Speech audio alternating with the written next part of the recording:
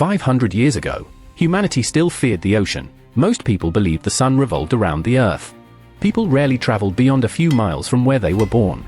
There were no engines, no electricity, no computers, no satellites.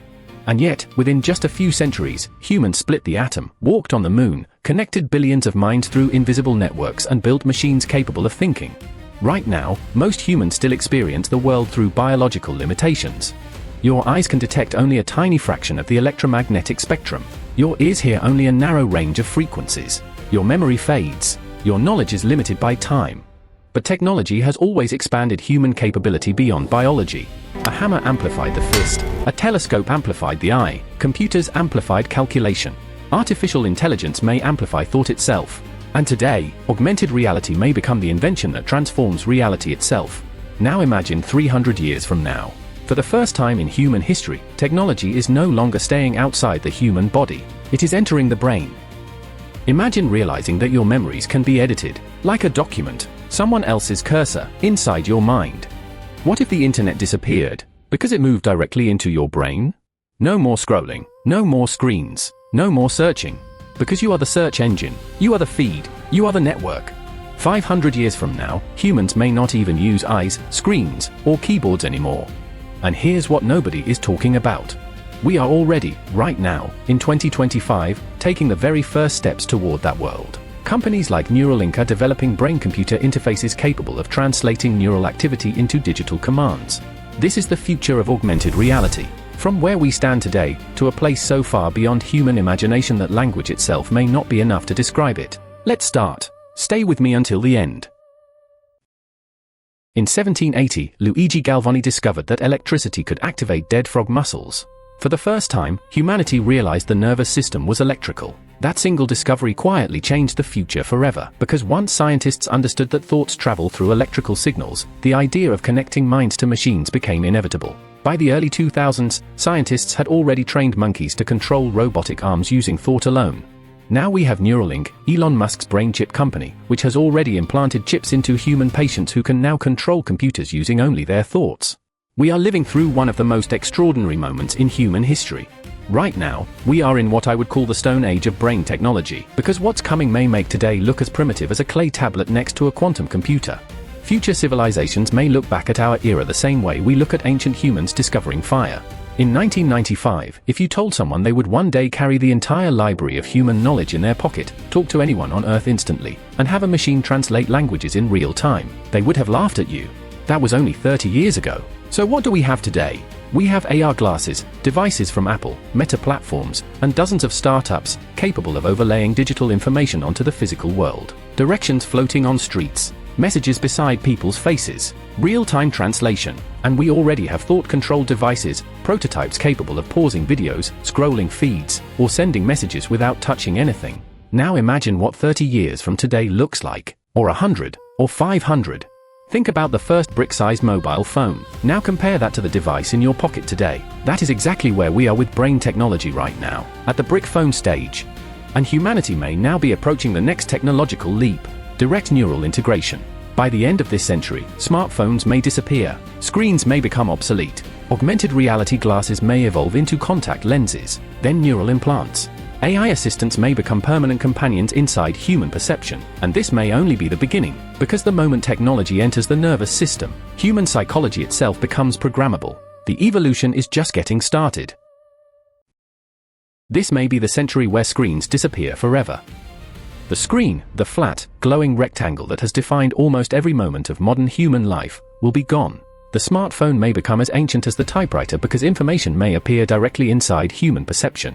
Neural interfaces, implanted or non-invasively connected, project full sensory augmented reality into your consciousness, not onto a screen, into your experience. Humanity has been moving toward this moment for centuries. The printing press compressed knowledge into books, television compressed the world into screens, smartphones compressed civilization into pockets. Neural technology may compress the internet directly into consciousness. And early versions already exist. Scientists today are experimenting with retinal projections, smart lenses, and sensory implants. Some blind patients can already perceive primitive visual signals through electronic devices connected to the nervous system. Think about the significance of that moment. Human senses are no longer entirely biological. And perhaps the most important invention in this transition is artificial intelligence, because augmented reality without intelligence is only a display system. But augmented reality combined with advanced AI becomes something entirely different, a second cognitive layer attached to human consciousness. Imagine walking through a city while an AI continuously explains the world around you. Every face identified, every language translated instantly. Humans may begin seeing infrared, ultraviolet, live translations, digital overlays, AI-generated environments. By this era, AR isn't visual anymore. It's everything. Touch, smell, sound, emotion. You don't just see a virtual fire, you feel the warmth. You don't just see a digital garden, you smell the rain. Instead of studying for years to learn surgery, architecture, or quantum physics, you download the skill. Direct knowledge transfer, brain to brain, machine to mind. Think about what that means. The gap between a child in a remote village and the world's greatest expert? Eliminated overnight. Just knowledge installed. Virtual classrooms become indistinguishable from real experience. People learn by being inside the history they're studying. Ancient Rome, the surface of Mars, the inside of a cell, all lived, not just watched. Now here's where things get genuinely strange. History shows primitive inventions evolve rapidly. The Wright brothers flew only a few hundred feet, now humans cross continents in hours. The first transistor was tiny and weak, now billions fit inside devices smaller than a hand. And one day, human communication itself may become neural. Humans could transmit memories, emotions, sensations, dreams, fear, love, directly. By the 23rd century, brain-to-brain communication may become possible. Humans may no longer communicate primarily through language because language is slower than thought. Civilization evolved speech because biology required it, but technology may eventually bypass speech entirely. Imagine not telling someone you love them, but transmitting the feeling itself. Imagine experiencing someone else's memory of watching their child take their first steps, not as a video, as a lived experience. Groups begin thinking collectively. Teams don't meet to discuss, they briefly synchronize. Entire research institutions think as one distributed intelligence. Some call it the hive mind, others call it the next stage of human evolution. But here's the question this raises. Every technology that connects humanity also creates new methods of control. If thoughts can be transmitted, they can also be intercepted, hacked, manipulated. Imagine advertisements entering emotions directly. Imagine governments regulating thoughts. Imagine criminals stealing memories instead of money. Privacy may no longer mean protecting information.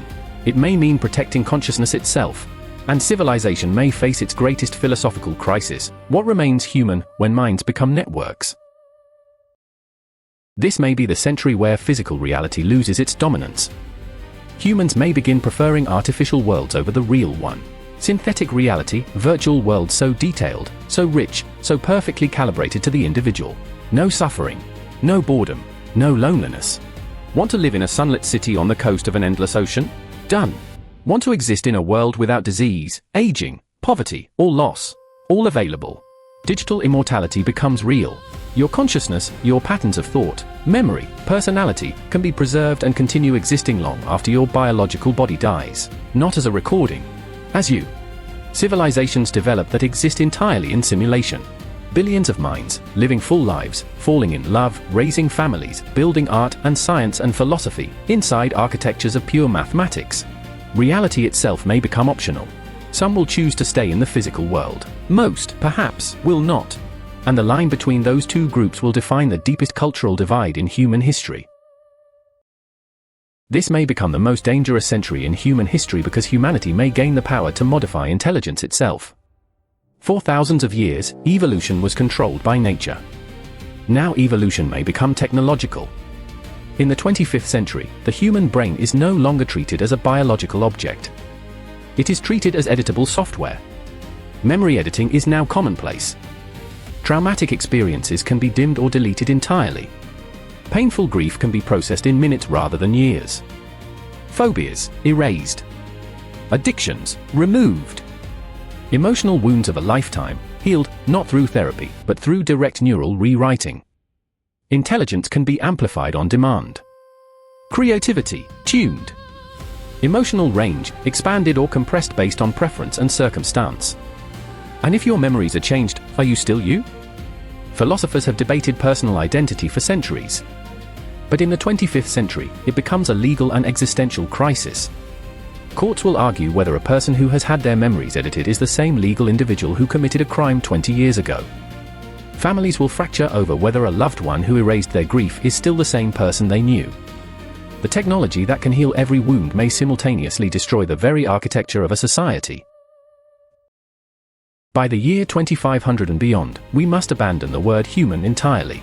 Not because humanity is gone, but because it has evolved into something with no name. And some, perhaps the most advanced, are something else entirely. AI-human hybrids.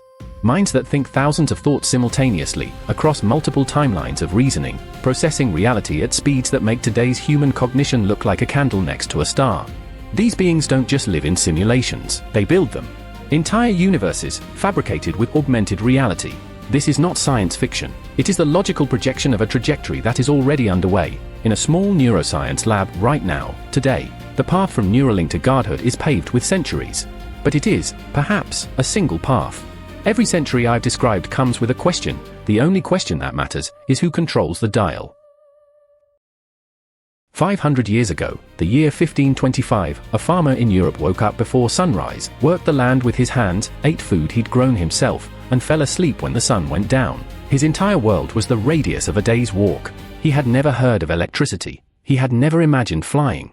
The idea of holding a conversation with someone on the other side of the planet, in real time, would have sounded like witchcraft. That farmer could not have imagined you, a video you are watching, produced in a city he never heard of, on a device his language had no word for, transmitted through invisible signals across the entire sky.